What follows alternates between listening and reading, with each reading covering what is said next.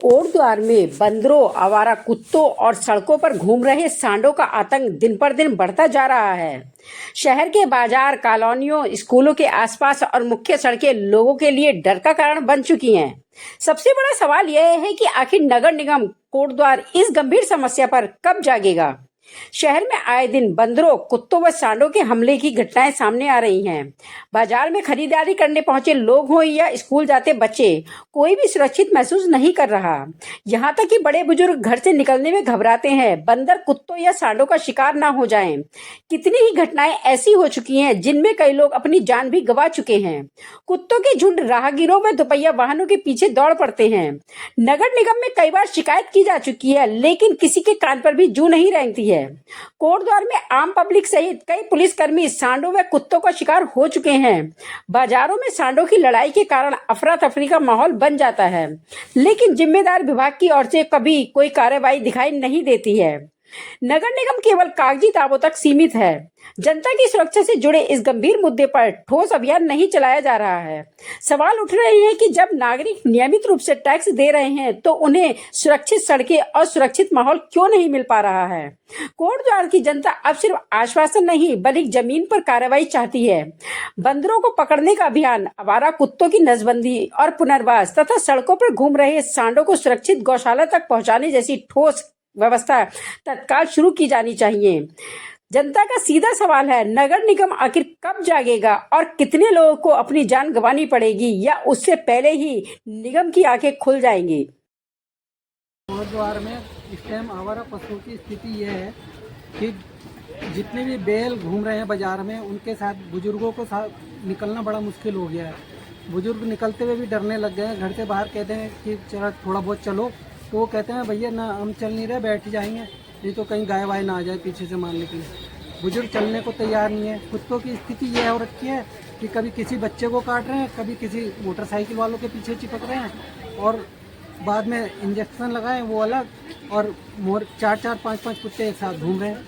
अगर जो किसी पे एक बच्चे पे भी चिपट गया तो छोड़ना मुश्किल हो जाएगा। स्थिति बहुत खराब है। से इस नए निगम का गठन हुआ था, सभी को ये विश्वास था कि अब जो है इस पुरानी समस्या जो है आवारा पशुओं की, इससे निजात मिलेगी, लेकिन ये अब और ज्यादा हो गया। ऊपर से सांड के साथ बंदर, गधे और कुत्ते सब ने जो है पूरे हर मोहल्ले में, हर वार्ड में बहुत उत्पात मचा रखा है, जिससे आदमियों की जान माल पे बनाई है और कई लोग बहुत बुरी तरह से घायल हुए हैं कुत्तों के काटने से और सांडों के हमले से।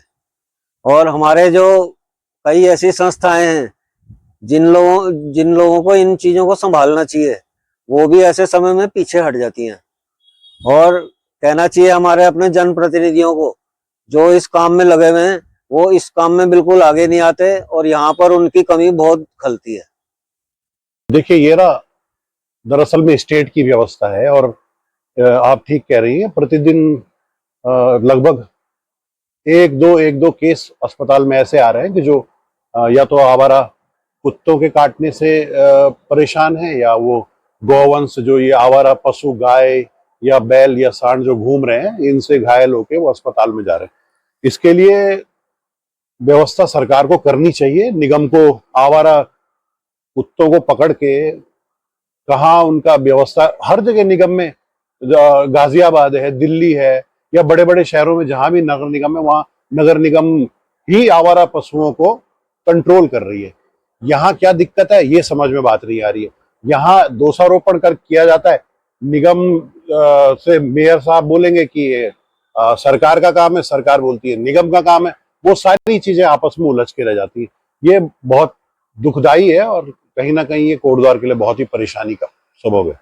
देखिए, असल में इनका कंसेप्ट किसी का क्लियर है नहीं। सरकार ने गौ सेवा आयोग बनाया, तो वो गौ सेवा आयोग सिर्फ गाय की सेवा को ही अपने दिमाग में कंसेप्ट लेके चल रहा है, जबकि वो पूरा गौ मीन्स पूरे गौ वंश से संबंधित है। उसमें सांड भी हैं, बैल भी हैं, बछड़े भी हैं, बूढ़ी गाय भी हैं, जो जितने भी आवारा गौवंश घूम रहा है वो उससे रिलेटेड है। लेकिन प्रश्न ये है कि वो गौ सेवा आयोग क्या कर रहा है, क्या धींगा मस्ती कर रहा है। सरकार गौ सेवा आयोग के नाम पे मैं समझता हूँ लाखों रुपए हर महीने खर्च कर रही है, उनको तेल दे रही है, उनको गाड़ी दे रखा है, उनको सारी सुविधाएं सरकार ने दे रखी हैं, उसके बावजूद भी अगर वो अपने शहर में ही गौवंश को, आवारा गौवंश को कंट्रोल नहीं कर पा रहे, तो मैं समझता हूँ इससे ज्यादा शर्म से डूब मरने की इससे ज्यादा कोई बात हो ही नहीं सकती। मैं समझता हूं उनको इस्तीफा दे देना चाहिए। यदि वो अपने शहर में भी गौवंश को कंट्रोल नहीं कर पा रहे हैं तो इससे ज्यादा शर्म की बात क्या है। आप गौ सेवा आयोग संभाल रहे हैं और आप कुछ कर ही नहीं पा रहे हैं, तो आप फिर उस पद में हैं क्यों? आपको छोड़ देना चाहिए। ये मुद्दा जनप्रतिनिधियों तक भी पहुंचना चाहिए और कई बार निगम के अधिकारियों को भी, निगम के कर्मचारियों को भी कहा गया है। हम जहाँ रहते हैं हमारे आसपास स्कूल है, स्कूल के बच्चे जाते हैं, उनके पीछे कुत्ते भागते हैं, बंदर भी परेशान करते हैं, लेकिन ना तो इसके लिए निगम कुछ कर रहा है, ना कोई हमारे जनप्रतिनिधि कर रहे हैं। जबकि हमारे लिए तो बहुत अच्छा सौभाग्य है कि उत्तराखंड राज्य के जो गौरक्षा मंत्री हैं वो भी हमारे शहर से हैं, लेकिन समझ में नहीं आ रहा है कि शायद वो भी कुछ कर रहे हैं या कर पा रहे हैं, नहीं कर पा रहे हैं, क्या है। आप लोगों से ये रिक्वेस्ट है कि किसी भी तरीके से सरकार तक, जनप्रतिनिधि तक ये बात पहुंचाई जाए और बच्चों को, महिलाओं को, बूढ़े बुजुर्गों को, सबसे इनसे निजात दिलाई जाए।